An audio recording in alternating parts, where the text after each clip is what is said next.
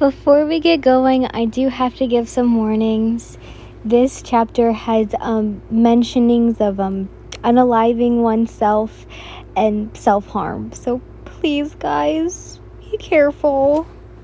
Months had passed and you and Tamaki had gotten together. You had loved him and, well, he loved you. When in the open, he was too shy to do anything, though when it was just the two of you, it wasn't much different, though he wasn't as shy as being around with others. But he lightly kissed you on the hand, cheeks, and if you were lucky, the lips. But you thought it was cute how every time he did it, he would blush and shy away.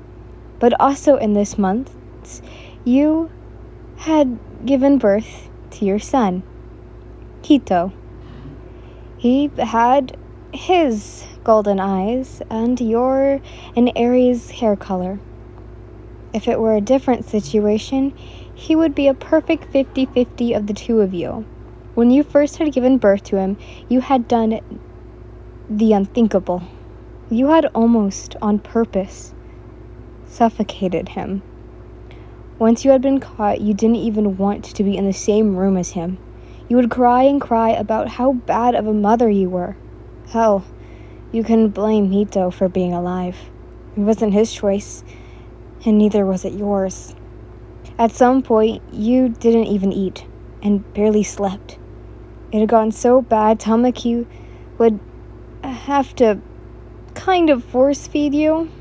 Once you saw and heard he was the one taking care of Hito, and doing his hero work, you felt bad. So awful. It was a surprise when someone found you holding Hito, and holding him with such care and love. Many people called him a cute baby, and you couldn't agree more. He was indeed a cute baby. When he would sleep, he would hold onto your hair. It wasn't painful. It was just his way of being comforted. He was your comfort now, along with Tamaki. Tamaki and you had been on the grounds of UA, sitting in the park-like area. Your bullets is what we're looking for right now. He spoke as he held you lightly. His hand had been around you, though it barely touched you. You thought it was cute, though. I see. You sighed, looking down at the sleeping Hito in your arms. Like Eri, you had bullet forms, but yours were worse than hers. They could, in doubt, take someone's quirk, but also enhance someone's. So, they were technically, right now, top priority. Can we not talk about that? I feel like it would change the mood. You leaned into him. You felt him tense up and then relax. He leaned his head on yours, and he took off the little grass on him. I hope life gets better. You heard him speak. He then laid a kiss on your head. Oh, there you two are. You both jumped, seeing it was Mirio. He had a big smile. You then felt little Hito move around, and, oh great, Mirio had woken him up, and he was now crying. Mirio, why are you looking for us? Tamaki asked as he got up, and you tried to calm down Hito. Sorry for startling you three, but remember, today is the training for Class 1A, and you are supposed to be there. He smiled. Hito had finally calmed down as he grabbed a slim piece of your hair. You got up with help of Tamaki as you walked over to Miro. Next time, don't go yelling. You huffed as the two walked to where the class would be. Sorry, and I didn't know you were together. He scratched the back of his head. Yeah, right. You huffed. As you made your way to where the two had been walking and talking, as Hito played with your bigger finger as you twirled it around in front of him cooing as he caught your finger and began to, not painfully, but he chewed on it. As you got there, you sat down as he went in. You were with Aizawa, was watching the kids from afar. So, how's he doing? He asked as he pointed to Hito. He's doing fine, though it's hard for him to take a nap or sleep. You looked him, playing with your hair like a little kitten with a ball of yarn. That's probably him going through teething. Some babies get that. He then looked back at the camera. I'm mad at Mario, though. As soon as I got him asleep, he woke up. You yawned out.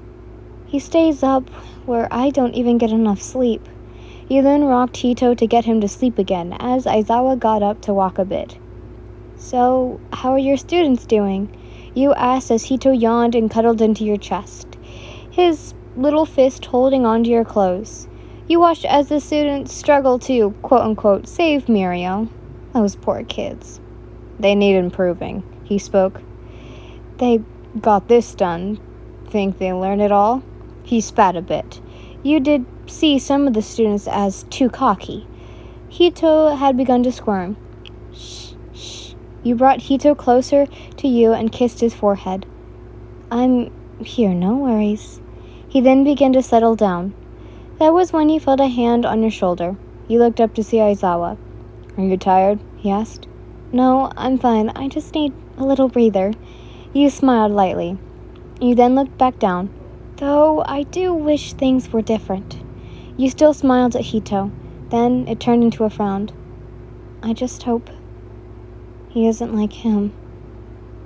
You kissed him once again. He then sneezed. You then took a tissue and wiped his little nose. I'm going back home. You smiled as you got up. If Tamaki asks, could you tell him? You asked Aizawa, to which he nodded. As you left, he moved around as you walked. As you walked, you passed some students waving and letting them see Hito. It was nice to have the teachers living in the area of UA, since, well, you and Hito couldn't go outside unless with someone, though you did wish to walk out of the gates, but you didn't want to go out. But you didn't want Hito to be in the same situation as you and Eri. Once you opened the door to Aizawa's area and closed it, it felt nice and warm. Since it was winter, Hito had been in a fluffy little onesie. With how hot it was going to make him in the house, you had undone the onesie and went to your room, putting him something more suitable to the inside of the house. You then settled him down in the crib, kissed his forehead, shut the lights, and took the baby monitor so you could make sure he was okay when you were gone. You then walked to the living room and flopped down. You were tired, real tired. You yawned, really wanting to sleep, but he could wake up at any moment. But it wouldn't hurt to sleep a little bit, right? When you woke up, the baby monitor was off your person. It wasn't even on the floor, so you ran to your room to see Tamaki, taking care of Hito. Oh, you're awake. He smiled. You scared me. You huffed, walking over to him. Sorry, I got here and you two were still asleep. He smiled. Wait, how long have I been out? You asked, looking over to the clock. Well, it's after school, you gasped. We've been sleeping for 4 hours? Tears began to run down your face. Hey, are you okay? He asked as you walked over. Yes, I'm just happy I can finally sleep more. You hugged him, looking down at Hito as he still was asleep in Tamaki's arms.